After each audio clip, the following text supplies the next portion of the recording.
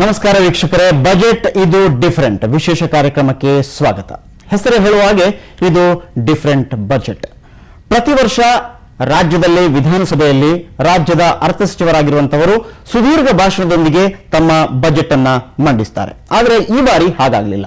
ಈ ಬಾರಿ ಕೇಂದ್ರದಲ್ಲಿ ಕೇಂದ್ರ ಸಚಿವರಾಗಿದ್ದಂತಹ ಕೇಂದ್ರ ವಿತ್ತ ಸಚಿವರಾಗಿರುವಂತಹ ಚಿದಂಬರಂ ಅವರು ತಮ್ಮ ಈ ಬಜೆಟ್ ಅನ್ನ ಮಂಡಿಸಿದ್ರು. ವಿಶೇಷವಾಗಿ ಇದನ್ನು ಲೇಖಾನುದಾನ ಎಂಬುದಾಗಿ ಕೂಡ ಕರೆಯಲಾಗ್ತಾ ಇದೆ. ಕಳೆದ ಸಾಲಿನ ಏನು ಯೋಜನಾ ಗಾತ್ರಕ್ಕೆ ಹೋಲಿಸಿದ್ರೆ 4,000 ಕೋಟಿ ರೂಪಾಯಿಗಳಷ್ಟು ಹೆಚ್ಚು ಯೋಜನಾ ಗಾತ್ರವನ್ನ ಹಿಗ್ಗಿಸಲಾಗಿದೆ. ಕಳೆದ ವರ್ಷ 17,782 ಕೋಟಿಯಾಗಿತ್ತು. ಈ ಸಲ 21,000ಕ್ಕಿಂತಲೂ ಹೆಚ್ಚಾಗಿದೆ. ಈ ಲೇಖಾನುದಾನ ಅಂದ್ರೆ ಏನು, ಯಾಕೆ ಇವತ್ತಿನ ಬಜೆಟ್ ಡಿಫರೆಂಟ್ ಬಜೆಟ್, ಇದರ ಬಗ್ಗೆ ನಾವು ಇವತ್ತು ಚರ್ಚೆಯನ್ನ ಮಾಡಲಿದ್ದೇವೆ. ಹೆಸರೇ ಹೇಳುವಾಗೆ ಇದು ಡಿಫರೆಂಟ್ ಬಜೆಟ್.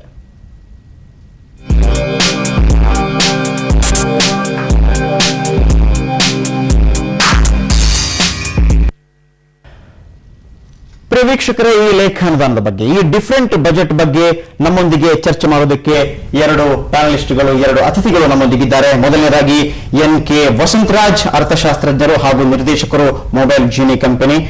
ಇವರಿಗೆ ನಮ್ಮ ಹಾರ್ದಿಕ ಸ್ವಾಗತ. ಹಾಗೇನೆ ಇನ್ನೋರ್ವ ಅತಿಥಿ ಡಾಕ್ಟರ್ SR ಕೇಶವ್, ಅರ್ಥಶಾಸ್ತ್ರಜ್ಞರು, ಬೆಂಗಳೂರು ವಿಶ್ವವಿದ್ಯಾಲಯ. ಇವರಿಗೂ ಕೂಡ ಹೃತ್ಪೂರ್ವಕ ಸ್ವಾಗತ. ವೀಕ್ಷಕರೇ, ಈ ಚರ್ಚೆಯನ್ನು ಆರಂಭ ಮಾಡೋದಕ್ಕಿಂತ ಮೊದಲು ಇವತ್ತಿನ ಬಜೆಟ್ನ ಅಂದ್ರೆ ಇವತ್ತಿನ ಲೇಖಾನುದಾನದ ಹೈಲೈಟ್ಸ್ ಏನಿತ್ತು ಎಂಬುದನ್ನು ನಾವೀಗ ನೋಡೋಣ.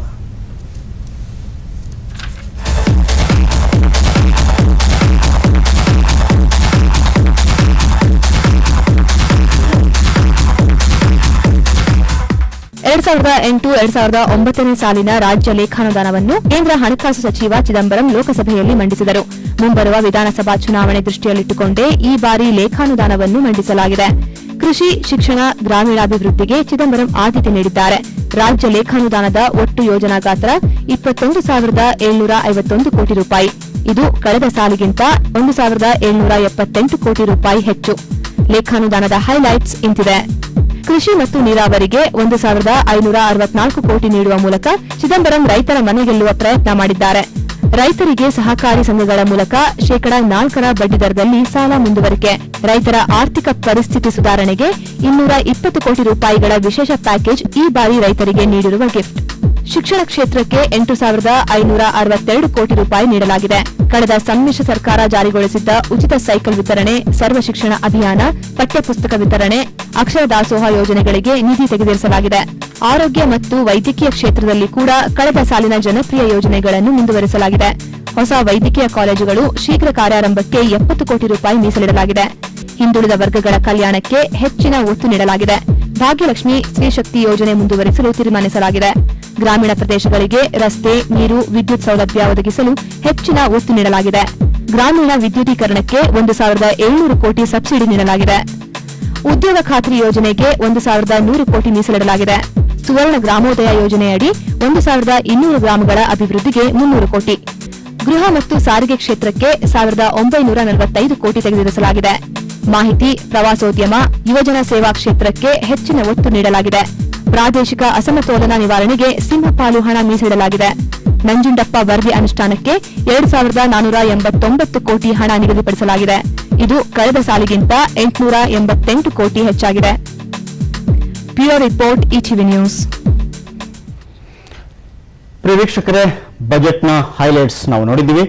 ಈಗ ಯಾವ ಕ್ಷೇತ್ರಕ್ಕೆ, ಯಾವ ಸೆಕ್ಟರ್ಗೆ ಹೆಚ್ಚಿನ ಹಣವನ್ನು ಮೀಸಲಿಡಲಾಗಿದೆ ಮತ್ತು ಯಾವ ಕ್ಷೇತ್ರಕ್ಕೆ ಹಣ ಮೀಸಲಿಡಲಾಗಲಿಲ್ಲ ಮತ್ತು ವಿಶೇಷ ಪ್ಯಾಕೇಜ್ಗಳು ಏನಿದೆ, ಇದೆಲ್ಲದರ ಬಗ್ಗೆ ನಾವು ಈಗ ಚರ್ಚೆಯನ್ನು ನಮ್ಮ ಅತಿಥಿಗಳೊಂದಿಗೆ ಮಾಡೋಣ. ಮೊದಲನೇದಾಗಿ ಇಬ್ಬರಿಗೂ ಒಂದು ಮೊದಲ ಪ್ರಶ್ನೆ. ಏನು ಲಾಲು ಪ್ರಸಾದ್ ಯಾದವ್ ರೈಲ್ವೆ ಬಜೆಟ್ ಅನ್ನು ಮಂಡಿಸುವಾಗ ಮತ್ತು P. ಚಿದಂಬರಂ ಅವರು ಏನು ಕೇಂದ್ರ ಬಜೆಟ್ ಅನ್ನು ಮಂಡಿಸುವಾಗ ಜನರಲ್ಲಿ ಒಂದು ಫಸ್ಟ್ ಬಂದ ಉದ್ಗಾರ ಅಂತ ಹೇಳಿದ್ರೆ ಜನಪರ ಬಜೆಟ್, ಒಳ್ಳೆ ಬಜೆಟ್, ಬೆಸ್ಟ್ ಬಜೆಟ್. ಈಗ ನಾನು ನಿಮ್ಮ ಹತ್ರ ಏನ್ ಕೇಳ್ತಾ ಇದ್ದೀನಿ ಅಂದ್ರೆ, ಚಿದಂಬರಂ ಅವರ ಈ ಲೇಖಾನುದಾನ ಏನೇ ಇರಲಿ, ಇದನ್ನು ನೋಡುವಾಗ ನಿಮ್ಮಿಬ್ಬರ ಫಸ್ಟ್ ಇಂಪ್ರೆಷನ್ ಏನು? ನನಗನ್ಸುತ್ತೆ ಇದು ಬಹಳ ಸಾಧಾರಣ ಬಜೆಟ್.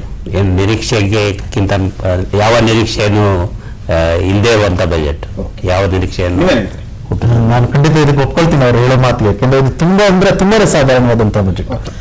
ಯಾಕೆ ಸಾಧಾರಣ ಬಜೆಟ್ ಅಂತ ನಾನು ಇದನ್ನ ಕರಿತಿದ್ದೀನಿ ಅಂತಂದ್ರೆ, ಈಗ ಕೃಷಿಗೆ ಹೆಚ್ಚಿಗೆ ಒತ್ತು ಕೊಡಬೇಕು ಅಂತ ನಾವು ಸಾಕಷ್ಟು ಸರಿ ನಿನ್ನೆ ಕೂಡ ಮಾತಾಡಿದ್ವಿ, ಇದನ್ನು ಮಾತಾಡ್ತಾನೆ ಇದ್ದಾರೆ, ರೈತ ಮುಖಂಡರು ಮಾತಾಡ್ತಾರೆ, ಎಲ್ಲರೂ ಮಾತಾಡ್ತಾರೆ. ಆದ್ರೆ ಇಲ್ಲಿ ಕೃಷಿಗೆ 3% ಕಡಿಮೆ ಹಣವನ್ನ ವಿನಿಯೋಗಿಸಿದ್ದಾರೆ. ಮತ್ತೆ ಅದು ತುಂಬಾ ಆತಂಕ ಉಂಟು ಮಾಡುವಂಥದ್ದು. ರೈತರು ಡಿಸ್ಟ್ರೆಸ್ ಅಲ್ಲಿ ಇದ್ದಾರೆ ಅಂತ ನಾವು ಹೇಳ್ತಾನೆ ಇದ್ದೀವಿ. ಅಷ್ಟು ಕೇಳಿದ್ರೆ ಇವ್ರು ಯಾಕೆ ಇಷ್ಟು ಕಡಿಮೆ ಹಣವನ್ನ ವಿನಿಯೋಗ ಮಾಡಿದ್ದಾರೆ ಅನ್ನುವಂಥದ್ದು ನಮ್ಗೆಲ್ಲರಿಗೂ ಗೊತ್ತಾಗ್ತಾ ಇಲ್ಲ. ಆಮೇಲೆ ರೂರಲ್ ಡೆವಲಪ್ಮೆಂಟ್ ಮಾತ್ರ ಒಂದು ಒತ್ತನ್ನು ಕೊಟ್ಟಿದ್ದಾರೆ ಬಜೆಟ್ ಅಲ್ಲಿ. ರೂರಲ್ ಡೆವಲಪ್ಮೆಂಟ್ಗೆ 10% ಹೆಚ್ಚು ಒತ್ತನ್ನು ಕೊಟ್ಟಿರೋದಂತ ಸಂತೋಷದ ವಿಚಾರ. ಇನ್ನು ವೀಕರ್ ಸೆಕ್ಷನ್ಸ್ಗೆ ಹಿಂದಿನ ಸರಿ ಮೈನಾರಿಟೀಸ್ಗೆ ಬೇರೆ ಅಂತಿತ್ತು, ಈ ಸರಿ ಏನ್ ಮಾಡಿದ್ದಾರೆ SC ST ಮೈನಾರಿಟೀಸ್ ಎಲ್ಲರನ್ನ ಒಂದರಲ್ಲಿ ಅಂತ ಕ್ಲಬ್ ಮಾಡಿ ಇವ್ರು ಏನ್ ಮಾಡಿದ್ದಾರೆ ಅದೆಲ್ಲದಕ್ಕೂ 3% ಕಡಿಮೆ ಒತ್ತನ್ನು ಕೊಟ್ಟಿದ್ದಾರೆ. ನಾವೀಗ ತುಂಬಾ ಹೆಚ್ಚಿಗೆ ಒತ್ತು ಕೊಟ್ಟಿದ್ದಾರೆ ಅಂತಂದ್ರೆ ಇಡೀ ಬಜೆಟ್ ಅನ್ನು ನಾವು ಈಗ ತಾನೇ ಹೇಳ್ದಂಗೆ 50ಕ್ಕಿಂತ ಹೆಚ್ಚು ಕೋಟಿಯ ಬಜೆಟ್ಗಳಲ್ಲಿ ಇವರು 1600 ಚಿಲ್ಲರೆ ಕೊಟ್ರೆ ಕೇವಲ 3% ಬಜೆಟ್ ಮಾತ್ರ ಇದಕ್ಕೆ ಕೊಟ್ರೆ, ಕೃಷಿಗಾಗ್ಲಿ ಇಲ್ಲ ಮೈನಾರಿಟೀಸ್ಗಾಗ್ಲಿ. ಇದಕ್ಕೆ ಸರಿ ಏನ್ ಮಾಡಿದ್ದಾರೆ SC ST ಮೈನಾರಿಟೀಸ್ ಅಂತ ಸೇರಿಸಿ 3%ಗಿಂತ ಕಡಿಮೆ ಕೊಟ್ಟಿರೋದು. ಇದು ತುಂಬಾ ಇದಕ್ಕೆ ಬಂದ್ರೆ ಇದನ್ನು ಅನುಮೋದಿಸ್ತಾರೆ ನೀವು? ಒಂದೇ ಒಂದು ಒಳ್ಳೆ ಅಂಶ ಅಂದ್ರೆ 2 ನೀರಾವರಿ ಮತ್ತು ಅಸಮಾನತೆಯ ಬಗ್ಗೆ ಬಹುಶಃ ಸರಿಯಾದ ಹಣಗಳನ್ನು ಕೊಟ್ಟಿದ್ದಾರೆ. ನೀರಾವರಿಗೆ ಪ್ರತಿ ಸಲನೂ ಕೂಡ ಪ್ರತಿ ಬಜೆಟ್ ಅಲ್ಲಿ ಅತಿ ಹೆಚ್ಚು ಹಣವನ್ನ ಮೀಸಲಿಡಲಾಗುತ್ತೆ. ಆದ್ರೆ ನೀರಾವರಿ ಸಮಸ್ಯೆ ಪ್ರತಿ ಸಲ ನಮಗೆ ಕಾಣಲಿಕ್ಕೆ ಸಿಗತ್ತೆ, ಯಾಕೆ? ಅದು ಖಂಡಿತ ಜಾರಿಯ ಪ್ರಶ್ನೆ. ಬಟ್ ಹೆಚ್ಚಾಗಿ ಏನಾಗುತ್ತದೆ, ಕೆಲವು ಕಡೆ ಕೆಲವು ಕ್ಷೇತ್ರಗಳಲ್ಲಿ ಬೇಕಾದಷ್ಟು ಹಣವೇ ಇಲ್ಲದೆ ಇರುವಾಗ ಸಮಸ್ಯೆ ಬರ್ತದೆ. ಅದು ಅಷ್ಟರ ಮಟ್ಟಿಗೆ ನೀರಾವರಿ ಮತ್ತು ಅಸಮಾನತೆಯ ಮಟ್ಟಿಗೆ ಸರಿಯಾದ ಹಣ ಇಲ್ಲಿ ನೀರಾವರಿಗೆ ಇವರು ಹೆಚ್ಚಿಗೆ ಕೊಟ್ಟಿದ್ದಾರೆ ಅನ್ನುವಂಥದ್ದನ್ನ ನಾನು ಬಹುಶಃ ನಮ್ಮ ಸ್ನೇಹಿತರಿಂದ ಒಪ್ಲಿಕ್ಕೆ ಸಿದ್ಧ ಇಲ್ಲ. ಯಾಕೆಂದ್ರೆ ನೀರಾವರಿಗೆ ಎಷ್ಟು ಖರ್ಚಾಗುತ್ತೆ, ಲಾಸ್ಟ್ ಟೈಮ್ ಎಷ್ಟು ಕೊಟ್ಟಿದ್ರು, ಈ ಸರಿ ಅಷ್ಟೇ ಕೊಟ್ಟಿದ್ದಾರೆ. ಸರಿ, ಇದನ್ನು ನೋಡುವಾಗ ಏನು ಎಲೆಕ್ಷನ್ ಬರ್ತಾ ಇದೆ ರಾಜ್ಯದಲ್ಲಿ, ಒಂದು ಚುನಾವಣಾ ಗಿಮಿಕ್ ಬಜೆಟ್ ಅಂತ ಅನ್ಸುತ್ತೆ ನಿಮಗೆ ಇದು? ನನಗೆ ಹಾಗೇನು ಅನ್ಸೋದಿಲ್ಲ. ಬಹುಶಃ ಲೇಖಾನುದಾನ ಬಜೆಟ್ ಇಂದಾಗಿ ಅವರಿಗೆ ಆ ತರದ ಅವಕಾಶನೂ ಇಲ್ಲ. ನಮ್ಮ ವೀಕ್ಷಕರೊಬ್ಬರು ಇಲ್ಲಿ ಸಿದ್ಧವಾಗಿದ್ದಾರೆ. ಅವರು ಈ ಲೇಖಾನುದಾನದ ಬಗ್ಗೆ, ಓಟ್ ಆನ್ ಅಕೌಂಟ್ ಬಗ್ಗೆ ಪ್ರಶ್ನೆಯನ್ನು ಕೇಳಲಿಕ್ಕಿದ್ದಾರೆ. ಏನು ಪ್ರಶ್ನೆ ಕೇಳ್ತಾರೆ ನೋಡೋಣ. ಇಂದು ಸಂಸತ್ನಲ್ಲಿ ಮಾನ್ಯ ವಿತ್ತ ಮಂತ್ರಿಗಳು ಕರ್ನಾಟಕ ರಾಜ್ಯ ಸಂಬಂಧಪಟ್ಟ ಹಾಗೆ ಲೇಖಾನುದಾನ ಅಂತ ಮಂಡಿಸಿದ್ದಾರೆ. ಈ ಲೇಖಾನುದಾನ ಅಂದ್ರೆ ಏನು, ಇದನ್ನ ಬಜೆಟ್ಗಿನ ಮುಂಚೆ ಯಾಕೆ ಮಂಡಿಸಿದ್ರು, ಈ ಲೇಖಾನುದಾನಕ್ಕೂ ಮುಂಬರುವ ಕರ್ನಾಟಕ ರಾಜ್ಯ ಚುನಾವಣೆಗೆ ಏನಾದರೂ ಸಂಬಂಧ ಇದೆಯಾ? ನೋಡಿ, ಇಬ್ಬರಿಗೂ ಕೂಡ ಕೇಳುವಂತ ಪ್ರಶ್ನೆ. ಯಾಕಂತಂದ್ರೆ ಇವತ್ತು ಎಲ್ರಿಗೂ ಸ್ವಲ್ಪ ಒಂದು ಕನ್ಫ್ಯೂಷನ್ ಆಯ್ತು. ಏನಂತಂದ್ರೆ ಪೂರ್ಣ ಪ್ರಮಾಣದ ಬಜೆಟ್ ತರನೇ ಮಂಡಿಸಲ್ಪಟ್ಟಿದೆ. ಯೋಜನಾ ಗಾತ್ರ ನೋಡಿದ್ರೆ ಕಳೆದ ಸಲಕ್ಕಿಂತ 4,000 ಕೋಟಿ ಜಾಸ್ತಿ ಇದೆ. ಆದ್ರೆ ಅದನ್ನ ಲೇಖಾನುದಾನ ಅಂತ ಯಾಕೆ ಕರೆದ್ರು, ಮತ್ತೆ ಈ ಲೇಖಾನುದಾನ ಅಂದ್ರೆ ಏನ್ ನಿಜವಾಗಿ? ಎಲ್ಲ ಹಣವು ಏನಾಗುತ್ತೆ, ಸರ್ಕಾರಕ್ಕೆ ಬರುವಂತಹ ಎಲ್ಲ ಹಣವನ್ನು ಸಹ consolidated fund of India, consolidated fund of Karnataka, state consolidated ಫಂಡ್ಗೆ ಆ ಎಲ್ಲ ಹಣನೂ ಹೋಗುತ್ತೆ. ಈ ಹಣದಿಂದ ಆ ಒಂದು ಕನ್ಸಾಲಿಡೇಟ್ ಫಂಡ್ ಇಂದ ನಾವೇನಾದ್ರೂ ಹಣ ತೆಗೆದುಕೋಬೇಕು ಅನ್ನೋದಾದ್ರೆ, ಯಾವುದೇ ₹1 ನಾವು ಏನೋ ತಗೋಬೇಕು ಅಂದ್ರೆ ಅದಕ್ಕೆ ಒಪ್ಪಿಗೆ ಪಡೆದಿರಬೇಕು. ಆ ಒಪ್ಪಿಗೆ ಪಡೆಯೋದು ಯಾವ ರೀತಿಯಲ್ಲಿ ಅಂತಂದ್ರೆ ಬಜೆಟ್ ಅಲ್ಲಿ ನಾವು ಇಂತಿಂತಕ್ಕೆ ಇಷ್ಟನ್ನ ಖರ್ಚು ಮಾಡ್ತೇವೆ ಅಂತ ಹೇಳೋದ್ರ ಮೂಲಕ ಇಷ್ಟನ್ನೇ ನಾವು ಅಲ್ಲಿ ಖರ್ಚು ಮಾಡ್ತಾ ಇದೀವಿ ಅಂತ ಹೇಳಿ ಪರ್ಮಿಷನ್ ತಗೊಳ್ತಾರ. ಈಗ ನಾವು ಮನೆಯಲ್ಲಿರುವಂತ ದುಡ್ಡು ತಂದೆ ತಾಯಿ ಕೇಳಿ ಪರ್ಮಿಷನ್ ತಗೊಳ್ತಾರ. ಇಲ್ಲಿ ಸರ್ಕಾರದವ್ರು ಏನ್ ಮಾಡ್ತಾರೆ, ಬಜೆಟ್ ಅನ್ನ ಮಂಡಿಸ್ತಾರೆ, ಬಜೆಟ್ ನ ಮಂಡಿಸಿ ಒಪ್ಪಿಗೆ ಪಡಿತಾರೆ. ಅಂದ್ರೆ ಇದನ್ನು ಎಷ್ಟು ತಿಂಗಳ ಕಾಲ ವಿಸ್ತರಣೆ ಮಾಡಬಹುದು? ಅಲ್ಲ, ಇಲ್ಲಿ ಏನಾಗಿದೆ, ಇಲ್ಲಿ ಜನಪ್ರಿಯ ಸರ್ಕಾರ ಇಲ್ಲದೇ ಇರೋದ್ರಿಂದ ಇದು ಟೆಂಪರರಿ ಅರೇಂಜ್ಮೆಂಟ್. ಯಾಕಂದ್ರೆ ಅವರು ಮತ್ತೆ ಬಂದಂತ ಪಕ್ಷ ಯಾವ್ದಾದ್ರು ಮತ್ತೆ ಇದಾಗೋದು ಬೇಡ ಅನ್ನೋ ಕಾರಣಕ್ಕಾಗಿ ಇವ್ರೇನ್ ಮಾಡಿದ್ದಾರೆ, ಟೆಂಪರರಿ ಆಗಿ ಒಂದು 2 ತಿಂಗಳಿಂದ 4 ತಿಂಗಳ ಒಳಗಡೆ ಮಾಡೋದಕ್ಕಾಗಿ ಮಾತ್ರ ವೋಟ್ ಆಫ್. ಆದ್ರೆ ಅದಕ್ಕೆ ಪೂರ್ಣ ಪ್ರಮಾಣದ ದುಡ್ಡನ್ನು ವಿನಿಯೋಗಿಸುವಂತದ್ದು ಹೇಗೆ ಅಂತ ಇಲ್ಲ, ಅದು ನಮಗೂ ಅತ್ಯಂತ ಆಶ್ಚರ್ಯ ತಂದದ್ದೇನು ಅಂತಂದ್ರೆ, ಇರುವಂತ ಇದಕ್ಕೆ ಈಗ ಇದನ್ನ ಮಾಡಬಹುದಿತ್ತು. ಬಟ್ ಇವರು ಎಲ್ಲವನ್ನ ಪೂರ್ಣವಾಗಿ ಆಲ್ಮೋಸ್ಟ್ ಇದನ್ನ ಡಾಕ್ಯುಮೆಂಟ್ ನೋಡ್ತಾ ಇದ್ರೆ, ಈಗ ರಿಲೀಸ್ ಮಾಡಿರುವಂತ ಡಾಕ್ಯುಮೆಂಟ್ ಅನ್ನ ನೋಡ್ತಾ ಇದ್ರೆ ಪ್ರತಿಯೊಂದು ಇದೆ ಇದರಲ್ಲಿ. ಎಲ್ಲ ಪೂರ್ಣ ಪ್ರಮಾಣದಲ್ಲಿ ಎಲ್ಲದಕ್ಕೂ ಮೊದಲಿಗಿಂತ ಜಾಸ್ತಿ ಇದೆ. ಈ ತರ ಎಲ್ಲವನ್ನ ಅವ್ರು ಕೊಟ್ಕೊಂಡೇ ಬಂದಿದ್ದಾರೆ. ಸೊ ಹಾಗಾಗಿರೋದ್ರಿಂದ ಇದು ಲೇಖಾನುದಾನ ಅಂತ ಹೆಸರು ಹೇಳಿದ್ರು ಸಹ ಇದು ಪೂರ್ಣ ಪ್ರಮಾಣದ ಬಜೆಟ್ ಅಲ್ಲಿ ಇರಬೇಕಾದಂತ ಎಲ್ಲವೂ ಇದೆ. ಆದ್ರೆ ಬಹುಶಃ 4 ತಿಂಗಳಿಗೆ ಅದರ ಫೈನಾನ್ಷಿಯಲ್ ಒಪ್ಪಿಗೆನ ಪಡಿಬಹುದು ಅಂತ ನನ್ಗನ್ಸುತ್ತೆ. ಇದು ಸಂವೈಧಾನಿಕವಾಗಿ ನನಗೆ ಗೊತ್ತಿದ್ದ ಹಾಗೆ ಲೇಖಾನುದಾನ ಈ ಸಮಯದಲ್ಲಿ ಮಾಡಬೇಕು, ಪೂರ್ಣ ಪ್ರಮಾಣದ ಬಜೆಟ್ ಈ ಸಮಯದಲ್ಲಿ ಮಾಡಬೇಕು ಅಂತ ಏನಿಲ್ಲ. ಸೊ ಪೂರ್ಣ ಪ್ರಮಾಣದ ಬಜೆಟನ್ನು ಯಾವಾಗಲೂ ಮಾಡಬಹುದು. ಬಟ್ ನೈತಿಕವಾಗಿ ಒಂದು ಚುನಾಯಿತ ಸರ್ಕಾರ ಇಲ್ಲದೆ ಇರುವಾಗ ಮತ್ತು ಸದ್ಯಕ್ಕೆ ಚುನಾವಣೆ ಆಗುವ ಸಂಭವ ಇರುವಾಗ ಮುಂದಿನ ಸರ್ಕಾರವನ್ನು ಈಗಿನ ಏನು ಬಜೆಟ್ನ ನೀತಿ ಮತ್ತು ನಿರ್ಧಾರಗಳು ಬಂಧನಕ್ಕೊಳಗಾಡ್ತವೆ ಅದನ್ನು ಕಡಿಮೆ ಮಾಡಲಿಕ್ಕಾಗಿ ಈ ಥರ ಲೇಖಾನುದಾನ ಬರ್ತದೆ. ಈ ಬಜೆಟ್ ನಲ್ಲಿ ಮೂಲಭೂತ ಸೌಕರ್ಯಕ್ಕೆ ಯಾವ ರೀತಿಯ ಇನ್ನೊಂದು ಪಾಯಿಂಟ್ ಏನಂದ್ರೆ, ಅದೇ ಸಮಯದಲ್ಲಿ ಬಹುಶಃ 1 ವರ್ಷದ ಒಂದು ಬಜೆಟ್ ಅನ್ನು ಮಂಡಿಸೋದು ಸರಿಯಾದ್ದೇ ಇದೆ, ಇದು ಮಾಡಿದ್ದು ಸರಿಯಾಗೇ ಇದೆ.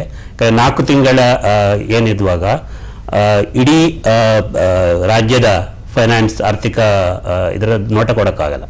ಆದ್ರೆ ಮತ್ತೊಂದಿತ್ತು, ಇನ್ನೊಂದು ಸೇರಿಸ್ಕೊಳ್ಳಿಕ್ಕೆ ಇಷ್ಟಪಡ್ತೇನೆ, ಎಲೆಕ್ಷನ್ ಸಂಬಂಧ ಇದೆಯಾ ಅಂತ. ಒಂದ್ ರೀತಿಯಲ್ಲಿ ಮಾತ್ರ ಎಲೆಕ್ಷನ್ ಸಂಬಂಧ, 4 ತಿಂಗಳ ಒಳಗಡೆ ಎಲೆಕ್ಷನ್ ಬರ್ಬೋದು.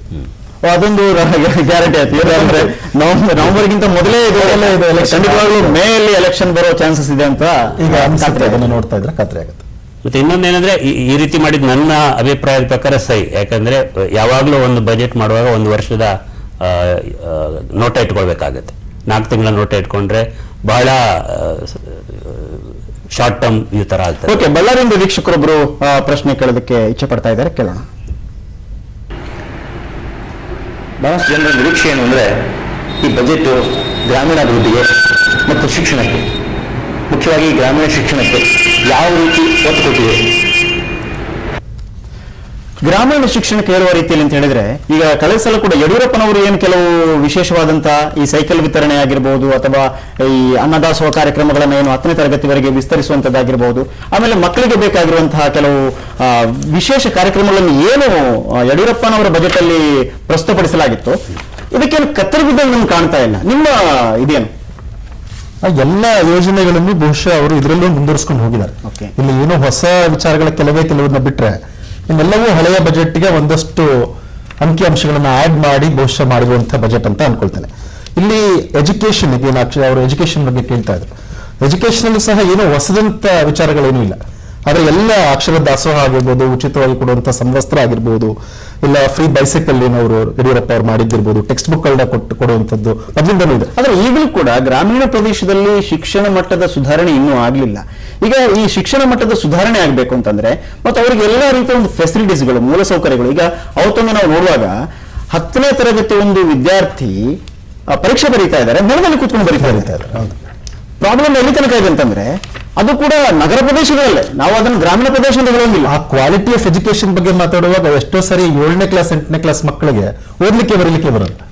ಇಂಥ ಸ್ಥಿತಿಯೂ ಸಹ ಅನೇಕ ಪತ್ರಿಕೆಗಳಲ್ಲಿ, ಟಿವಿಗಳಲ್ಲೂ ಸಹ ರಿಪೋರ್ಟ್ ಆಗಿರೋದನ್ನ. ಇದಕ್ಕೆ ಏನೊಂದು ಸೊಲ್ಯೂಷನ್ ಇಲ್ವಾ? ಖಂಡಿತ ಇದೆ. ಶಿಕ್ಷಣಕ್ಕೆ ಈಗ ಬರೀ ಶಿಕ್ಷಣಕ್ಕೆ ಎಷ್ಟು ದುಡ್ಡು ಕೊಟ್ಟಿದ್ದಾರೆ ಅಂತ ಮಾತ್ರ ನೋಡಿದ್ರೇನು ಇಂಪ್ಲಿಮೆಂಟೇಷನ್ ಅದೊಂದಿದೆ. ಬಟ್ ದುಡ್ಡು ಕೊಟ್ಟದ್ದು ಕಡಿಮೆ ಆಗ್ತಾ ಇದೆ. 17% ಇತ್ತು 3-4 ವರ್ಷದ ಹಿಂದೆ ಕೃಷ್ಣ ಸರ್ಕಾರ ಇದ್ದಾಗ. ಇವಾಗ ಅದು ಕಡಿಮೆ ಆಗ್ತಾ 14-15, ಕಳೆದ ವರ್ಷ 14% ಇತ್ತು, ಈಗ 15 ಆಗಿದೆ. ಎಸ್ಪೆಷಲಿ ಮಹಿಳೆಯರ ಶಿಕ್ಷಣಕ್ಕಾಗಿ ಏನಾದ್ರೂ ವಿಶೇಷ ಕಾರ್ಯಕ್ರಮವನ್ನು ಹಮ್ಮಿಕೊಳ್ಬೇಕಾಗಿತ್ತು. ಯಾಕಂದ್ರೆ ಸಾಧಾರಣವಾಗಿ ಒಂದು ಮಾತು ಕೇಳಿ ಬರ್ತಾ ಇತ್ತು, ಮಹಿಳೆಯರಿಗೆ ಉಚಿತ ಶಿಕ್ಷಣ ನೀಡಬೇಕು, ಡಿಗ್ರಿ ತನಕ ಉಚಿತ ಶಿಕ್ಷಣವನ್ನು ನೀಡಬೇಕು ಅನ್ನೋ ರೀತಿಯಲ್ಲಿ. ಈಗ ರೈಲ್ವೆ ಬಜೆಟ್ ಅಲ್ಲಿ ಕೂಡ ಕೆಲವು ಸೀಸನ್ ಟಿಕೆಟ್ಗಳು ರಿಯಾಯಿತಿಯನ್ನು ಕೊಡಲಾಯಿತು. ಆಮೇಲೆ ಶಾಲೆಗೆ ಹೋಗುವಂತವರಿಗೆ, ಆಮೇಲೆ ಬೈಸಿಕಲ್ಗಳೆಲ್ಲ ಬಂತು ನಿಜ, ಓಕೆ, ಅಕ್ಷರ ದಾಸೋಹ ಇದೆಲ್ಲ ಬಂತು. ಬಟ್ ಶಿಕ್ಷಣದ ಗುಣಮಟ್ಟ ಇಂಪ್ರೂವೈಸ್ಗೆ ಅದು ಯಾಕೆ ಈಗಲೂ ಅದು ಸೋಲ್ತಾ ಇದೆ? ಶಿಕ್ಷಣದ ಇಂಪ್ರೂವ್ಮೆಂಟ್ಗೆ ಸಾಕಷ್ಟು ಯೋಜನೆ ಮಾಡಿದ್ದಾರೆ, ಮಾಡಿಲ್ಲ ಅಂತಲ್ಲ. ಆದ್ರೆ ಎಲ್ಲೆಲ್ಲಿ ಜಾರಿ ಆಗುವುದರಲ್ಲಿ ಎಡವಟ್ಟು ಆಗ್ತಾ ಇದೆ ಅಂತ ಅನ್ಸುತ್ತೆ.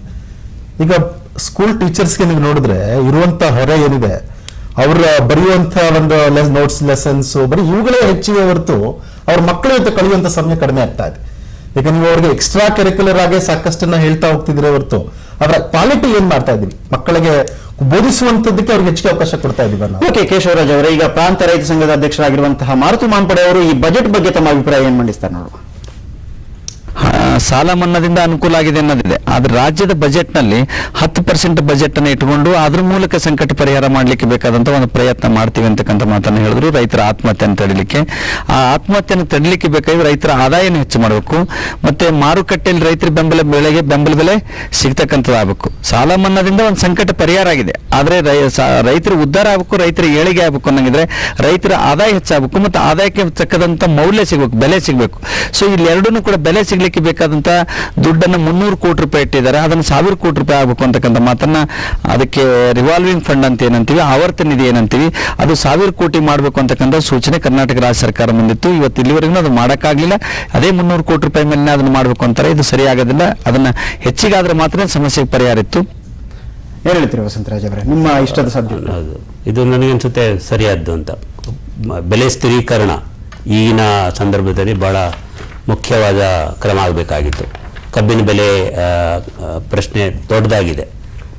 ಅದೇ ಸಮಯದಲ್ಲಿ ನಾನು ಹೇಳೋದು, ಅದರಿಂದಾಗಿಯೇ ಇದನ್ನು 4 ತಿಂಗಳ 6 ತಿಂಗಳ ಲೆಕ್ಕಾನುದಾನ ಅಥವಾ ಬಜೆಟ್ ಅಂತ ಟೆಕ್ನಿಕಲ್ ಇದಕ್ಕೆ ಹೋಗದೆ ಯಾವ್ಯಾವುದು ತುರ್ತಿನ ಕ್ರಮಗಳಿದೆ ಅದನ್ನು ಮಾಡಬೇಕು. ಈಗ ಕಬ್ಬಿನ ಬೆಲೆ ಬಹಳ ದೊಡ್ಡದಾಗಿದೆ, ಅದರ ಬಗ್ಗೆ ಏನೇನು ಪ್ರಶ್ನೆ ಬಜೆಟಲ್ಲಿ ಕಾಣಲಿಲ್ಲ. ಮತ್ತೆ ಒಟ್ಟಾರೆಯಾಗಿ ಸ್ವಾಮಿನಾಥನ್ ಕಮಿಷನ್ ಹೇಳಿದ್ದು ಕೃಷಿ ಅಭಿವೃದ್ಧಿ ಆಗಬೇಕಾದ್ರೆ ಸಾಲ ಮನ್ನಾ ಉಳಿದ ಎಲ್ಲದರ ಜೊತೆಗೆ ಬೆಂಬಲ ಬೆಲೆಗಳ ಪ್ರಶ್ನೆ ಬಹಳ ದೊಡ್ಡ ಪ್ರಶ್ನೆ. ಅದರಲ್ಲಿ ರಾಜ್ಯ ಸರ್ಕಾರಕ್ಕೆ ದೊಡ್ಡ ಪಾತ್ರ ಇದೆ. ಇಲ್ಲಿ ನಿರ್ದಿಷ್ಟವಾದ ಕ್ರಮಗಳಿರಬೇಕಾಗಿತ್ತು. ಮುಖ್ಯವಾಗಿ ಕಬ್ಬಿನ ಈಗಿನ ಈ ಥರ ಏನು ಸಂಕಟ ಇರುವುದರಿಂದ ಮತ್ತು ಅದು ಸ್ಪಷ್ಟವಾಗಿ ಬರಬೇಕಾಗಿದೆ. ಜೊತೆಗೆ ಮತ್ತೊಂದು ನೋಡುವಾಗ ರಾಷ್ಟ್ರದ ಒಂದು ಕೃಷಿ GDP 2.6 ತನಕ ಇದೆ, ಆದ್ರೆ ರಾಜ್ಯದ್ದು 1. ಸೊ ಇದನ್ನ ಒಂದು ಅಟ್ಲೀಸ್ಟ್ 2 ತನಕ ಮಾಡಲಿಕ್ಕೆ ಯಾಕೆ ಸಾಧ್ಯ ಆಗ್ತಾ ಇಲ್ಲ? ಯಾವ ಕಾರಣದಿಂದಾಗಿ ಹಿಂಗಾಗ್ತಿದೆ ಇದು? ಖಂಡಿತವಾಗಿ ಅದರಲ್ಲಿ 4-5 ಸಮಸ್ಯೆಗಳು. ಹಿಂದೆ ಹೇಳಿದ ಹಾಗೆ ಸಾಂಸ್ಥಿಕ ಸಾಲವನ್ನು ವಿಸ್ತಾರ ಮಾಡೋದು. ಈಗ ಬರೀ 30% ಜನಕ್ಕೆ ಮಾತ್ರ ಸಾಲ. ಇನ್ನೊಂದು ಪಾಯಿಂಟ್ ಅನ್ನು ಆಡ್ ಮಾಡೋದಂದ್ರೆ ಈಗಲೂ ಸಹ 72% ಜನರ ಹತ್ರ ಬ್ಯಾಂಕ್ ಅಕೌಂಟ್ ಇಲ್ಲ. ಗ್ರಾಮೀಣ ಪ್ರದೇಶದಲ್ಲಿ ವಾಸ ಮಾಡುವಂತ 72% ಜನರ ಹತ್ರ ಬ್ಯಾಂಕ್ ಆಗ್ಲಿ ಬ್ಯಾಂಕಿನ ಖಾತೆ ಆಗ್ಲಿ ಇಲ್ಲ. ಇಂಥ ಒಂದು ಸ್ಥಿತಿ ಇವಾಗ್ಲೂ ಇದೆ. ಸೊ ಮೊದಲು ಏನು, ಈಗ ಅವಾಗ ಮನಿ ಲೆಂಡರ್ಸ್ ಹತ್ರ ಅಥವಾ ಇವ್ರ ಹತ್ರ ಲೇವಾದೇವಿಯವ್ರ ಹತ್ರ ಇವ್ರ ಹಣವನ್ನು ತಗೋತಾ ಇದ್ರು, ಈಗಲೂ ಅದೇನು ಕಡಿಮೆ ಆಗಿಲ್ಲ. ಸೊ ಈ ರೀತಿಯಾಗಿ ಇವರು ಪ್ರತಿಯೊಂದು ಆಸ್ಪೆಕ್ಟ್ಸ್ ಅಲ್ಲಿ, ಈಗ ಬೀಜವನ್ನ ಕೊಡೋದ್ರಿಂದ, ಹೈಬ್ರಿಡ್ ಬೀಜವನ್ನ ಕೊಡೋದಿರ್ಬೋದು, ಸಬ್ಸಿಡೀಸ್ ಅನ್ನ ಕೊಡೋದಿರ್ಬೋದು, ಸೊ ಇವೆಲ್ಲವೂ ಏನು ಅಂತಂದ್ರೆ ಕರೆಕ್ಟ್ ಆಗಿ ರೈತರಿಗೆ ತಲುಪಬೇಕು. ಕೊನೆಯ ಒಬ್ಬ ಮನುಷ್ಯನಿಗೂ ಸಹ ₹1 ಖರ್ಚಾಗುವಂತದ್ದು ಕೊನೆಯ ಮನುಷ್ಯನಿಗೂ ಮ್ಯಾಕ್ಸಿಮಮ್ ಬೆನಿಫಿಟ್ ರೀಚ್ ಆದ್ರೆ ಮಾತ್ರ ಬಹುಶಃ ಅವಾಗ ತೀರಿ ಕೂಡ ಪ್ರಾಕ್ಟಿಕಲ್ ಆಗಿ ರೂಪುಗೊಳ್ಳುತ್ತೆ. ಎಷ್ಟರವರೆಗೆ ಅಂದ್ರೆ ಬ್ಯಾಂಕ್ಗಳಲ್ಲಿ ನಾನು ಕೇಳಿದ್ದು, ಎಷ್ಟೋ ಬ್ಯಾಂಕ್ಗಳಲ್ಲಿ 100 ಗ್ರಾಮೀಣ ಬ್ಯಾಂಕಲ್ಲಿ 100 ಅಕೌಂಟ್ಗಿಂತ ಜಾಸ್ತಿ ಮಾಡೋಕ್ಕೆ ಸ್ಟಾಫೇ ಇಲ್ಲ ಅಂತ. ಎಷ್ಟೋ ಸರ್ತಿ ಅಕೌಂಟ್ ಓಪನ್ ಒಂದು ಬಡವರಿಗೆ ಅಕೌಂಟ್ ಮಾಡೋಕ್ಕೆ ಭಯ. ಎಲ್ಲಿ ಅಂದ್ರೆ ಅದಕ್ಕೆ ಬೇಕಾದ ಜ್ಞಾನ, ಹಣ ಎಲ್ಲನೂ ಇಲ್ಲ. ಅಂದ್ರೆ ಈ ಬಜೆಟ್ ರೂಪಿಸುವಾಗ ಈ ರೈತ ಮುಖಂಡರ ಅಭಿಪ್ರಾಯಗಳನ್ನು ಕೂಡ ಕೇಳಲಾಗ್ತಾ ಇಲ್ಲ ಅನ್ನುವಂತ ಒಂದು ಮಾತು ಕೂಡ ಕೇಳಿ ಬರ್ತಾ ಇತ್ತು. ಅಂದ್ರೆ ರೈತರು ನಿಜವಾಗಿ ಏನ್ ಸಮಸ್ಯೆ ಎದುರಿಸ್ತಾ ಇದ್ದಾರೆ ಅನ್ನೋದು ಸರ್ಕಾರಕ್ಕೆ ಗೊತ್ತಾಗ್ತಿಲ್ಲ. ಅವರು ಕೆಲವು ಘೋಷಣೆಗಳನ್ನು ಮಾಡ್ತಾರೆ. ಸ್ವಲ್ಪ ಮಟ್ಟಿಗೆ ಹೆಚ್ಚಿನ ಈ ಏನು ಕೃಷಿ ಹೆಸರಲ್ಲಿ ಯೋಜನೆಗಳು ಬರ್ತವೆ, ಅದರ ಪ್ರಯೋಜನ ಪಡ್ಕೊಳ್ಳೋದು ಸ್ವಲ್ಪ. ವಸಂತ ಕೇಶವ ಅವರೇ, ನಾವು ಚರ್ಚೆಯನ್ನು ಮುಂದುವರಿಸೋಣ. ಅದಕ್ಕಿಂತ ಮೊದಲು ಒಂದು ಸಣ್ಣ ಬ್ರೇಕ್. ತನ್ನಿ 2 ಅಕ್ಕಿ ಹೊಂದಿರುವ ಗೋಲ್ಡ್ ಆರೆಂಜ್ ಕಿಲ್ಲರ್. ಇದು ಕೊಲ್ಲುತ್ತದೆ ಸೊಳ್ಳೆಗಳು ಮತ್ತು ಜಿರಳೆಗಳು ಎಂಬಂತೆ ಎರಡನ್ನು. ಈಗ ಹೊಸ ಮಾರ್ಕಿಂಗ್ ಟಾರ್ಗೆಟ್. ಎಲ್ಲ ಸ್ಥಳಗಳಿಗೂ ತಲುಪಬಲ್ಲ ನಸು ಜೊತೆಗೆ ಇದು ಅಡಗಿಕೊಂಡಿರುವ ಜಿರಳೆಗಳು ಮತ್ತು ಸೊಳ್ಳೆಗಳನ್ನು ಹೊಡೆದುಕೊಳ್ಳುತ್ತದೆ. ವಾಕಿ ಎಲ್ಲ ಕೀಟಗಳಿಂದ ಶಕ್ತಿಶಾಲಿ ಸುರಕ್ಷೆ. 6, 7, 8, 9, 10. Ready!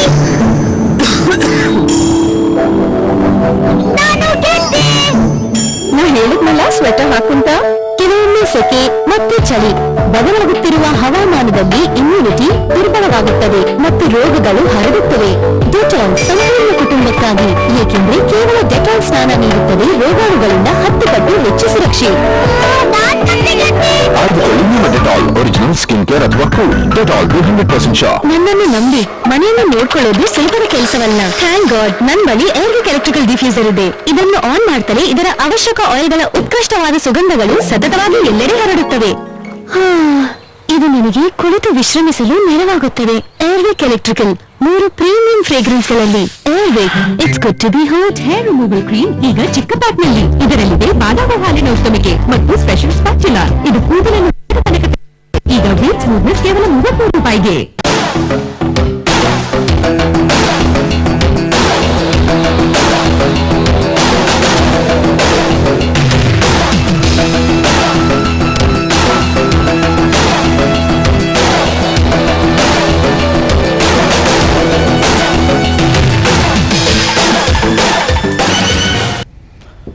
ವೀಕ್ಷಕರೇ, ಬಜೆಟ್ ಇದು ಡಿಫರೆಂಟ್ ವಿಶೇಷ ಕಾರ್ಯಕ್ರಮಕ್ಕೆ ಮತ್ತೊಮ್ಮೆ ಸ್ವಾಗತ. ನಾವು ಕೃಷಿ ಬಗ್ಗೆ, ನೀರಾವರಿ ಬಗ್ಗೆ ಕೆಲವು ಚರ್ಚೆಗಳನ್ನು ಮಾಡಿದ್ವಿ. ಇವತ್ತಿನ ಲೇಖಾನುದಾನದಲ್ಲಿ ಮತ್ತೊಂದು ಕಂಡುಬಂದಂತಹ ಪ್ರಮುಖವಾದ ಅಂಶ ಯಾವುದು ಅಂತಂದ್ರೆ ಈ ರೀಜನಲ್ ಇಂಬ್ಯಾಲೆನ್ಸ್, ಅಂದ್ರೆ ಪ್ರಾದೇಶಿಕ ಅಸಮತೋಲನ. ವಿಶೇಷವಾಗಿ ನಂಜುಂಡಪ್ಪ ವರದಿ ಅನುಷ್ಠಾನಕ್ಕಾಗಿ ಕಳೆದ ಬಾರಿ ಯಡಿಯೂರಪ್ಪನವರು 1,576 ಕೋಟಿ ರೂಪಾಯಿಗಳನ್ನ ಬಿಡುಗಡೆಗೊಳಿಸಿದ್ರು. ಈ ಬಾರಿ ಕೂಡ 2,500 ಕೋಟಿಯಷ್ಟು ರೂಪಾಯಿಗಳನ್ನ ಕೇಂದ್ರ ವಿತ್ತ ಸಚಿವರು ವಿಶೇಷವಾಗಿ ಇಟ್ಟಿದ್ದಾರೆ. ಬನ್ನಿ ಇದರ ಬಗ್ಗೆ ನಾವು ಚರ್ಚೆ ಮಾಡೋಣ. 8 ವರ್ಷಗಳಲ್ಲಿ ದುಡ್ಡು ಹಾಕಬೇಕು, 30,000 ಕೋಟಿಗಳನ್ನ ನಂಜುಂಡಪ್ಪ ವರದಿ ಅನುಷ್ಠಾನಕ್ಕಾಗಿ ಹಾಕಬೇಕು ಅಂತ ಹೇಳಿ ಯಡಿಯೂರಪ್ಪನವರು ಕಾರ್ಯಕ್ರಮವನ್ನು ಆರಂಭ ಮಾಡಿದ್ರು. ಇದು ಯಾವ ರೀತಿ ಸಾಗಬಹುದು? ಈಗ ರೀಜನಲ್ ಇನ್ಇಕ್ವಾಲಿಟೀಸ್ ನ ಬಹುಶಃ ಕಡಿಮೆ ಮಾಡಲೇಬೇಕು ಅನ್ನೋಂಥದ್ದು ಈಗ ಅನಿವಾರ್ಯ ಆಗ್ಬಿಟ್ಟಿದೆ. ಈಗ ಅವರು ಹೇಳಿದ್ದಂಥದ್ದು ನಂಜುಂಡಪ್ಪ ರಿಪೋರ್ಟ್ ಅಲ್ಲಿ 176 ತಾಲೂಕು ನನ್ನ ಹಿಂದೆ ಹೇಳ್ದಂಗೆನೆ 3 ವಿಭಾಗವಾಗಿ ವಿಂಗಡಿಸಿದ್ದಾರೆ. ಹಿಂದುಳಿದವು ಅನ್ನುವಂಥದ್ದು 114 ಆದ್ರೂ ಆ 114 ತಾಲೂಕಲ್ಲಿ ಅವ್ರು ಏನ್ ಮಾಡಿದ್ದಾರೆ, 39 ತುಂಬಾ ಹಿಂದುಳಿದಿದೆ ತಾಲೂಕುಗಳು ಅನ್ನುವಂಥದ್ದನ್ನ ಮಾತನಾಡಿದ್ದಾರೆ. ಇನ್ನು 40 ತಾಲೂಕು ಹಿಂದುಳಿದಿದೆ. ಇನ್ನ 34 ತಾಲೂಕುಗಳು ಮಾಡರೇಟ್ ಆಗಿ ಹಿಂದುಳಿದಿದೆ ಅನ್ನುವಂಥ ಅಂಶವನ್ನ. ನನಗೆ ಏನು ಆಶ್ಚರ್ಯ ತರುತ್ತೆ ಅಂದ್ರೆ ಈ ಬಜೆಟ್ ಅನ್ನ ಮಂಡಿಸುವಾಗ ಇವರು ನಾವು ಈ ತಾಲೂಕಿಗೆ ಸ್ಪೆಸಿಫಿಕ್ ಆಗಿ ಈ ಹಣವನ್ನ ಕೊಟ್ಟಿದ್ದೇವೆ ಅಂತ ಹೇಳಿದ್ರು. ಈ ತಾಲೂಕಿನ ಮುಂದುವರಿಕೆ ಕೊಡ್ತಿದ್ದೀವಿ ಅಂತ. ಎಲ್ಲರಿಗೂ ಈಗ ಇರುವಂತಹ ಈ ಇಷ್ಟು ತಾಲೂಕುಗಳಿಗೆ 114 ತಾಲೂಕನ್ನು ನಾವು ಒಟ್ಟಿಗೆನೆ ಇವರು ಕ್ಲಸ್ಟರ್ ಮಾಡಿಬಿಟ್ಟು ಎಲ್ಲರಿಗೂ ಇಷ್ಟು ಕೊಟ್ಟಿದ್ದೇವೆ, ಈ ಸರಿ ನಾವು 2489 ರೂಪಾಯಿ ಕೊಟ್ಟಿದ್ದೇವೆ, ನೀವೆಲ್ಲರಿಗೂ ನಿಮ್ಮನ್ನ ಡೆವಲಪ್ ಮಾಡ್ಬಿಡ್ತೀವಿ ಅಂದ್ರೆ ಖಂಡಿತ ಡೆವಲಪ್ಮೆಂಟ್ ಸಾಧ್ಯ ಇಲ್ಲ. ಮತ್ತೆ ಇನ್ನೊಂದು ವಿಷಯ ಅಂದ್ರೆ ಈ ಅಸಮಾನತೆ ಹಿಂದೆ ಈ ಮಾನವ ಅಭಿವೃದ್ಧಿ ಸೂಚಕ ಅಂತ ಹೇಳ್ತೀವಿ. ಬೆಂಗಳೂರು 740 ಇದ್ರೆ ಹೈದರಾಬಾದ್ ಕರ್ನಾಟಕದ್ದು 542 ಇದೆ. ಬಹುಶಃ ಪ್ರತಿ ವರ್ಷ ಇದನ್ನು ಎಷ್ಟರ ಮಟ್ಟಿಗೆ ಕಡಿಮೆ ಆಗಿದೆ ಅಂತ ಒಂದು ರೋಡ್ ಮ್ಯಾಪ್ ಹಾಕೋಬೇಕು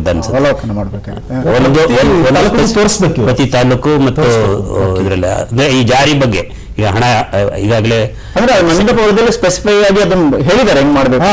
ಬಟ್ ಇವರು ಅದನ್ನ ತೋರಿಸ್ತಾ ಇಲ್ಲ, ಜನರಲ್ ಆಗಿ ಹೇಳ್ತಿದ್ದಾರೆ ಇಷ್ಟು ತಾಲೂಕಿಗೂ ಅಂತ. ನಾವೆಲ್ಲರನ್ನೂ ಒಟ್ಟಿಗೆ ತಗೊಂಡ್ಬಿಡ್ತೀವಿ ಅಂತ ಇಟ್ಕೊಳ್ಳಿ.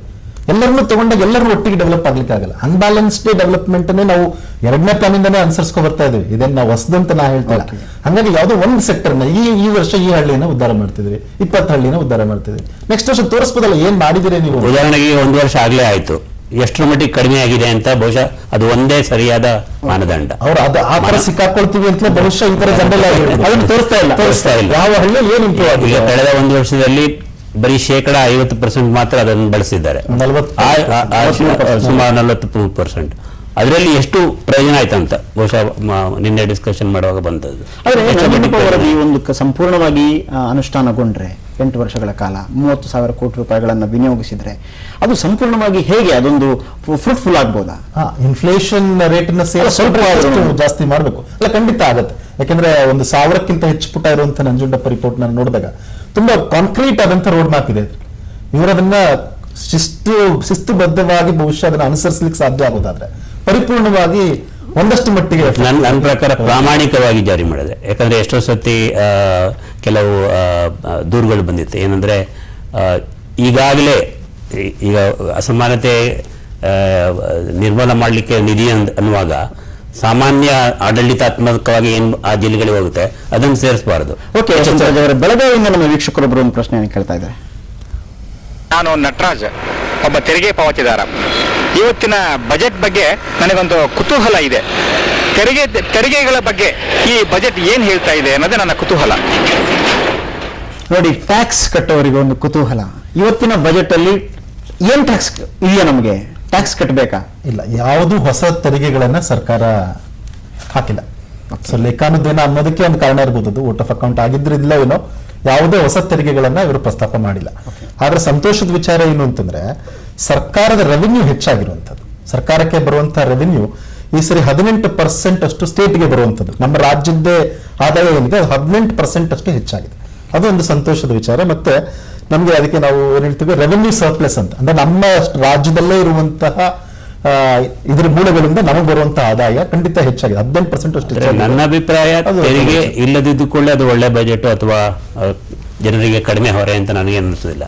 ತೆರಿಗೆ ಯಾರ ಮೇಲೆ ಹಾಕ್ತಾರೆ, ಎಷ್ಟು ಹಾಕ್ತಾರೆ, ಯಾವ ರೂಪದಲ್ಲಿ ಹಾಕ್ತಾರೆ ಅಂತ ಅದ್ರ ಮೇಲೆ ಹೋಗುತ್ತೆ.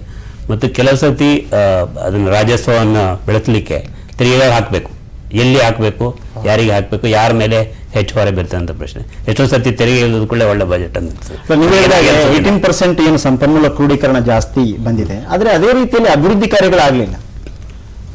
ನಾವು ನಿನ್ನೆ ಅದರ ಬಗ್ಗೆ ಮಾತಾಡಿದಾಗ ಇವ್ರು ಏನೋ ಮಾಡಲೇ ಇಲ್ಲ ಅನ್ನೋಂಥದ್ದು. ಹಿಂದಿನ 1 ವರ್ಷದ ಬ್ಲಾಕ್ ಪೀರಿಯಡ್ ಏನಿತ್ತು, ಆ 1 ವರ್ಷದಲ್ಲಿ ಬೆಳವಣಿಗೆಯನ್ನು ಕರೆಕ್ಟಾಗಿ ಇವ್ರು ವೈಟ್ ಪೇಪರ್ ಏನಾದ್ರು ಹೊರಡಿಸೋದು ಸಾಧ್ಯ ಆದ್ರೆ ಆ ಹಣ ಎಲ್ಲೂ ಖರ್ಚೇ ಆಗದೆ ಅಭಿವೃದ್ಧಿನೂ ಕಾಣದಂತ ಒಂದು ಸ್ಥಿತಿ ನಿರ್ಮಾಣ ಆಗಿದೆ. ಅದಕ್ಕೆ ಬಹುಶಃ ಎಲ್ಲರೂ ಹೊರೆಯನ್ನು ಹೊರಬೇಕು, ರಾಜಕಾರಣಿಗಳು ಹೊರೆಯನ್ನು ಹೊರಬೇಕು, ಪಕ್ಷಗಳು ಹೊರೆಯನ್ನು ಹೊರಬೇಕು, ಆಮೇಲೆ ಬ್ಯೂರೋಕ್ರಾಟ್ಸ್ ಏನು ಈ ಮಧ್ಯೆ. ಕೇಶವ್ ಅವರೇ, ಜನವಾದಿ ಮಹಿಳಾ ಸಂಘದ ಕಾರ್ಯದರ್ಶಿ ಲಕ್ಷ್ಮಿ ಅವರು ಈ ಬಜೆಟ್ ಬಗ್ಗೆ ಏನು ಹೇಳ್ತಿದ್ದಾರೆ ನೋಡುವ. ಈ ವರ್ಷದ ರಾಜ್ಯದ ಬಜೆಟ್ ಅದು ಮಹಿಳೆಯರ ಸಬಲೀಕರಣಕ್ಕೆ ಪೂರಕವಾಗಿಲ್ಲ. ಒಟ್ಟು ಮಹಿಳೆಯ ಸಬಲೀಕರಣಕ್ಕೆ ಬೇಕಾದಂತಹ ರಾಜಕೀಯ ಇಚ್ಛಾಶಕ್ತಿಯ ಕೊರತೆ ಈ ಬಜೆಟ್ ಅಲ್ಲಿ ಕಾಣಬಹುದಾಗಿದೆ. ಕಳೆದ ಬಾರಿಗೆ ಹೋಲಿಸಿದ್ರೆ ಈ ವರ್ಷ ಮಹಿಳಾ ಮತ್ತು ಮಕ್ಕಳ ಅಭಿವೃದ್ಧಿಗಾಗಿ ನೀಡಿರ್ತಕ್ಕಂಥದ್ದು ಕೇವಲ 67.61 ಕೋಟಿ ಮಾತ್ರ ಹೆಚ್ಚಳ. ಇದು ಒಟ್ಟು ರಾಜ್ಯದ ಮಹಿಳೆಯರ ಒಟ್ಟು ಅಭಿವೃದ್ಧಿಗೆ ಇದು ಪೂರಕವಲ್ಲ ಮತ್ತು ಏನೇನೂ ಸಾಕಾಗೋದಿಲ್ಲ. ಈಗ ಫಾರ್ ಎಕ್ಸಾಂಪಲ್ ಕೌಟುಂಬಿಕ ದೌರ್ಜನ್ಯ ಹಿಂಸಾ ತಡೆ ಕಾಯ್ದೆ ಬಂದು 2 ವರ್ಷ ಆಗಿದೆ. ಅದಕ್ಕೆ ಅಂತೇಳಿ ಬಜೆಟ್ ಇಲ್ಲ, ಅದಕ್ಕೆ ಬೇಕಾದಂಥ ಪೂರಕವಾದಂಥ ಇನ್ಫ್ರಾಸ್ಟ್ರಕ್ಚರ್ ನೀಡಿಲ್ಲ. ಹಾಗಾಗಿ ಆ ಒಂದು ಕಾಯ್ದೆ ನಾಡಿನ ಸಾಮಾನ್ಯ ಹೆಣ್ಮಕ್ಳಿರ್ಲಿ ವಿದ್ಯಾವಂತ ಸಮುದಾಯವನ್ನು ತಲುಪದೇ ಇರೋದನ್ನ ನಾವು ನೋಡ್ತೇವೆ. ಲಕ್ಷ್ಮಿ ಅವರು ಮಹಿಳಾ ಜನವಾದಿ ಸಂಘಟನೆ ಕಾರ್ಯದರ್ಶಿ ಅವರು ಹೇಳ್ತಾ ಇದ್ದಾರೆ ಸಾಕಾಗ್ಲಿಲ್ಲ, ಮಹಿಳಾ ಮತ್ತು ಮಕ್ಕಳ ಕಲ್ಯಾಣ. ಲಕ್ಷ್ಮಿ ಹೇಳಿದಂತ ಫಿಗರ್ಸ್ ತಪ್ಪಿದೆ. ಅವ್ರಿಗೆ ಸತ್ಯ ಏನಂತಂದ್ರೆ 2% ಅಷ್ಟು ಹಣ ಕೊಟ್ಟಿಲ್ಲ. ಓಕೆ ಹಾಗಿದ್ರೆ ಇನ್ನಷ್ಟು ನೋವು ವಿಚಾರನೇ ಅದು. 2% ಅಷ್ಟು ಕೂಡ ಹಣವನ್ನ ಕೊಟ್ಟಿಲ್ಲ. ಮತ್ತು ಯಾವುದೋ ಹೊಸದೇನು ಸ್ಕೀಮ್ಗಳಿಲ್ಲ. ಹಳೆಯ ಭಾಗ್ಯಲಕ್ಷ್ಮಿ ಯೋಜನೆಗೆ 192 ಕೋಟಿ ಕೊಟ್ಟದ್ದಾಗಿರ್ಬೋದು, ಅಥವಾ ಸ್ತ್ರೀ ಶಕ್ತಿ ಸಂಘಗಳಿಗೆ ಅಷ್ಟೇ ಹಣವನ್ನು ಕೊಟ್ಟಿದ್ದು. ಅಂಗನವಾಡಿ ವರ್ಕರ್ಸ್ಗೆ ಅಂತ ಹೇಳಿ ಒಂದಷ್ಟು ಬಿಲ್ಡಿಂಗ್ ಕಟ್ಟಲಿಕ್ಕೆ ಹಣನ ಇಲ್ಲಿ ವಿನಿಯೋಗಿಸಿರೋದು ಬಿಟ್ರೆ ಇಲ್ಲಿ ಮಹಿಳೆಯರಿಗಾಗಿ ಏನನ್ನೂ ಮಾಡಿಲ್ಲ ಅನ್ನುವಂಥದ್ದನ್ನ ಪೂರ್ಣವಾಗಿ ಒಪ್ಕೋಬೇಕಾಗುತ್ತೆ. ಅಲ್ಲ, ಇತ್ತೀಚೆಗೆ ಒಂದು ಈ ಮಹಿಳೆಯರ ಬಗ್ಗೆ ಹೇಳುವಾಗ ಸಬಲೀಕರಣ ಮಾಡುವ ಅಗತ್ಯ ಇಲ್ಲ, ಶಿಕ್ಷಣ ಕೊಟ್ಬಿಡಿ ನಮಗೆ ಕಂಪ್ಲೀಟ್ ಆಗಿ ಸಬಲ ಆಗ್ಬಿಡ್ತೀವಿ ನಾವು ಅನ್ನುವಂಥ ಮಾತು ಕೂಡ ಕೇಳಿ ಬಂತು. ಸಬಲೀಕರಣದ ಒಂದು ದೊಡ್ಡ ಭಾಗ. ಅದರ ಜೊತೆ ಏನಾಗುತ್ತೆ, ನೀವು ಈ ದೇಶದಲ್ಲಿ ಎಷ್ಟು ಮಹಿಳೆಯರ ಬೆನ್ನಿಗೆ ಏಟ್ ಬಿದ್ದಿಲ್ಲ ಅನ್ನುವಂಥದ್ದನ್ನು ವಿಚಾರಿಸಿ. ಅದು ಕೂಡ ಹ್ಯೂಮನ್ ಡೆವಲಪ್ಮೆಂಟ್ ರಿಪೋರ್ಟ್ ಅಲ್ಲಿ ಎಷ್ಟು ಮಹಿಳೆಯರಿಗೆ 70% ಅಷ್ಟು ಈ ಸ್ಟೇಟ್ ಅಲ್ಲಿ ಮಹಿಳೆಯರ ಹೆಣ್ಮಕ್ಳಿಗೆ ಹೊಡೆತ ಬೀಳುತ್ತೆ ಅನ್ನುವಂಥದ್ದು. ಅಂದ್ರೆ ಇದೆಲ್ಲ ಒಂದು ದೊಡ್ಡ ಆಯಾಮ. ಇದು ಬರೀ ಒಂದು ಎಕನಾಮಿಕ್ ಎಲ್ಲಾ ಕಡೆನೂ ಈ ಪ್ರಶ್ನೆ ಬರ್ತದೆ, ಎಷ್ಟು ಸಾಕಾಗ್ಲಿಲ್ಲ ಎಷ್ಟು ಹಾಕಾಗ್ಲಿಲ್ಲ ಅದಕ್ಕಿಂತ ಹೆಚ್ಚಾಗಿ ಎಷ್ಟರ ಮಟ್ಟಿಗೆ ಅದನ್ನು ಮಾನದಂಡವಾಗಿ ಮಾಪನ ಮಾಡಬಹುದು ಅಂತ. ಕೊನೆಯದಾಗಿ ಇನ್ನು ಒಂದು ಪ್ರಶ್ನೆ ಏನು ಉದ್ಭವ ಆಗುತ್ತೆ ಅಂತಂದ್ರೆ, ಆದಷ್ಟು ಬೇಗ ಚುನಾವಣೆ ನಡೆಯಲಿಕ್ಕಿದೆ. ಬೇರೆ ಬೇರೆ ಪಕ್ಷಗಳು, ವಿಶೇಷವಾಗಿ 3 ದೊಡ್ಡ ಪಕ್ಷಗಳು ಕಾಂಗ್ರೆಸ್, ಬಿಜೆಪಿ, ಜೆಡಿಎಸ್, ಈ ಒಂದು ಬಜೆಟ್ ಅನ್ನ ಯಾವ ರೀತಿ ತಮ್ಮ ಉಪಯೋಗಕ್ಕೆ ಉಪಯೋಗಿಸ್ಕೋಬಹುದು, ಅದರ ಮೇಲೆ ಯಾವ ಪರಿಣಾಮ ಅದು ಬೀರಬಹುದು? ಇದು ಚುನಾವಣೆ ಅಲ್ಲದೆ ಇದ್ರೂ ಸಹ ಇಲ್ಲಿ ಒಂದು ವಿಚಾರವನ್ನು ನಾನು ಇದನ್ನು ನೋಡ್ತಿದ್ದಾಗ ಗಮನಿಸ್ತಾ ಇದ್ದೆ. ಬೆಂಗಳೂರಿನ ರೋಡ್ಗಳಿಗೆ 240 ಕೋಟಿಯನ್ನು ಕೊಟ್ಟಿದ್ದಾರೆ. ಯಾಕಂದ್ರೆ ಈಗ ಬೆಂಗಳೂರು ಮಾರ್ಪಾಡಾದ ಕಾನ್ಸ್ಟಿಟ್ಯೂನ್ಸೀಸ್ ನಮಗೆ 26 ಬಹುಶಃ ಬರ್ತದೆ ಅಂತ ಕಾಣುತ್ತೆ. ಆದ್ರೆ ಬೇರೆ ಎಲ್ಲ ಜಿಲ್ಲೆಗಳು 29 ಜಿಲ್ಲೆಗಳಿಗೆ ಜಿಲ್ಲಾ ರೋಡ್ಗಳಿಗೆ ಏನು ದುಡ್ಡು ಕೊಟ್ಟಿದ್ದಾರೆ, ಅದು 300 ಕೋಟಿ ಕೊಟ್ಟಿದ್ದಾರೆ. ಸೊ ಇಲ್ಲಿ ಬೆಂಗಳೂರಿನ ನಾಗರಿಕರಿಗೂ ಅವರು ಸ್ವಲ್ಪ ಓಲೈಸುವಂತ ಒಂದು ತಂತ್ರವನ್ನ ಮಾಡಿರ್ಬೋದು. ಆದ್ರೆ ಇದನ್ನ ಯಾವುದೋ ಒಂದು ಪಕ್ಷ ತಮ್ಮದು ಅಂತ ನೇರವಾಗಿ ಹೇಳ್ಕೊಳ್ಳೋದು ಕಷ್ಟ ಆಗತ್ತೆ. ಯಾಕೆಂದ್ರೆ ಮೊದಲಿಂದನೂ ಬಿಜೆಪಿ ಜೆಡಿಎಸ್ ಏನ್ ಹೇಳ್ತಿದ್ದಾರೆ, ಕಾಂಗ್ರೆಸ್ ಅವರು ಎಲ್ಲವನ್ನ ಹಿಂಭಾಗದಿಂದ ರಾಜಕೀಯ ಮಾಡ್ತಾ ಇದ್ದಾರೆ ಅನ್ನುವಂತ ಮಾತನ್ನ ಆಡ್ತಿದ್ದಾರೆ. ಈಗ ಬಹುಶಃ ಕಾಂಗ್ರೆಸ್ನವ್ರು ನಾವು ಮಾಡಿಸಿದ್ವಿ ಅಂತಂದ್ರೆ ನೀವು ಮಾಡ್ತೀವಿ, ನಾವು ಹೇಳ್ತಿದ್ವಿ ಸರ್, ಅದಕ್ಕಿಂತ ಹೆಚ್ಚಾಗಿ ಸಾಲ ಮನ್ನಾದ ಬಗ್ಗೆ ಮಾತಾಡ್ತಾರೆ ಅಂತಾರೆ ಅನ್ಸುತ್ತೆ. ಅದು ಹಿಂದಿನ ಇದಕ್ಕೆ ನಾವು ಯಾಕಂದ್ರೆ ಕೇಂದ್ರ ಕೂಡ 60,000 ಕೋಟಿ ಸಾಲ ಮನ್ನಾ ಮಾಡಿ ಅನ್ಸುತ್ತೆ. 3 ಪಕ್ಷಗಳು ಇದು ನಮ್ಮ ಬಜೆಟ್ ಯಾವ್ದಾದ್ರು ಪಾಸಿಟಿವ್ ಇದೆ, ನಮ್ದು ನೆಗೆಟಿವ್ ಇದೆ, ಬಹಳ ಎಫೆಕ್ಟಿವ್ ಆಗಿದೆ. ಯಾಕಂದ್ರೆ ಯಡಿಯೂರಪ್ಪನವ್ರಿಗೆ ಹೇಳ್ಬೋದು ನಾನು ಬಜೆಟ್ ಆಮೇಲೆ ಇದು ಸಾಲ ಮನ್ನಾದ್ ಮಾಡಿದ್ವಿ, ಜೆಡಿಎಸ್ ಹೇಳ್ಬೋದು, ಕಾಂಗ್ರೆಸ್ ಹೇಳ್ಬೋದು ನಾವು ಹೆಚ್ಚಾಗಿ ಮಾಡಿದ್ವಿ, ವಾಣಿಜ್ಯ ಬ್ಯಾಂಕ್ಗಳಿಂದ ಕೂಡ ಅದನ್ನ ಆಗ್ಲೇ ಅವರು ಶುರು ಮಾಡಿದ್ರು. ಅವತ್ತು ಎಲೆಕ್ಷನ್ ಬಂದ ದಿನ ಇದು ಏನು ಕರ್ನಾಟಕ ಸರ್ಕಾರದಲ್ಲಿ ಇದ್ದಂತ ಬಜೆಟ್ ನೇ ಚಿದಂಬರಂ ಅಲ್ಲಿ ಮಂಡಿಸಿದ್ದು ಅನ್ನುವಂತ. ಅದು ಮುಖ್ಯವಾಗಿ ನಾವು ಬಹುಶಃ ರಾಜ್ಯದ ಜನತೆ ಪರವಾಗಿ ನಾವು ಹೇಳಬೇಕಾದಂದ್ರೆ ಈ 3 ಪಕ್ಷಗಳು ಪ್ರಮುಖ ಪಕ್ಷಗಳು ಜನರಿಗೆ ವಂಚನೆ ಮಾಡಿದ್ದಾರೆ. ಅಂದ್ರೆ ಜನಾದೇಶ ವಿಭಜಿತವಾಗಿತ್ತು ಅದು ಇದು ಅಂತ ಹೇಳುವಾಗ್ಲೇನೆ ಜನಾದೇಶ 3 ಜನಕ್ಕೆ ಬಂದಿದೆ ಅಂದ್ರೆ 3ರಲ್ಲಿ 2 ಆಳಬೇಕು ಅಂತ ಪ್ರಶ್ನೆ. ಈ ಬಹುಶಃ ಒಂದು ಕಾಂಬಿನೇಷನ್ ಆಗಿಲ್ಲ, 1-2 ಕಾಂಬಿನೇಷನ್ ಅದರಲ್ಲಿ ಮುಖ್ಯವಾಗಿ ಕಳೆದ ಒಂದು ಬಜೆಟ್ ಅಲ್ಲಿ 1 ವರ್ಷದ ಯೋಜನೆ ಮುಂದಿಟ್ಟಾಗ ಅದನ್ನು ಜಾರಿ ಮಾಡುವುದು, ಅಂದ್ರೆ ಅದನ್ನು ಜಾರಿ ಮಾಡುವಾಗ ಆ ಸರ್ಕಾರ ಉಳಿಸ್ಕೊಳ್ಳೋದು ಅವರದ್ದು ನೈತಿಕ ಹೊಣೆ ಅಂತ. ಅವ್ರಂದ್ರೆ ರಾಜಕೀಯವಾಗಿ ಮತ್ತು ನೈತಿಕವಾಗಿ ಅವರ ಹೊಣೆ, ಅದು ಆ ಹೊಣೆಗಾರಿಕೆ ತಪ್ಪಿಸ್ಕೊಂಡಿದ್ದಾರೆ ಅಂತ ಅದು ಮುಖ್ಯವಾಗಿ ಹೇಳ್ಬೇಕು. ಓಕೆ, ವಸಂತರಾಜ್ ಅವರೇ ಮತ್ತು ಕೇಶವ್ ಅವರೇ, ಈ ಡಿಫರೆಂಟ್ ಬಜೆಟ್ ಬಗ್ಗೆ ಇಲ್ಲಿ ತನಕ ನಾವು ಚರ್ಚೆಗಳನ್ನು ಮಾಡಿದ್ವಿ. ಇದಕ್ಕಾಗಿ ವಂದನೆಗಳು. ಹಾಗೇನೆ ಇಲ್ಲಿಗೆ ಡಿಫರೆಂಟ್ ಬಜೆಟ್ ಕಾರ್ಯಕ್ರಮ ಮುಕ್ತಾಯವಾಯಿತು. ವಂದನೆಗಳು.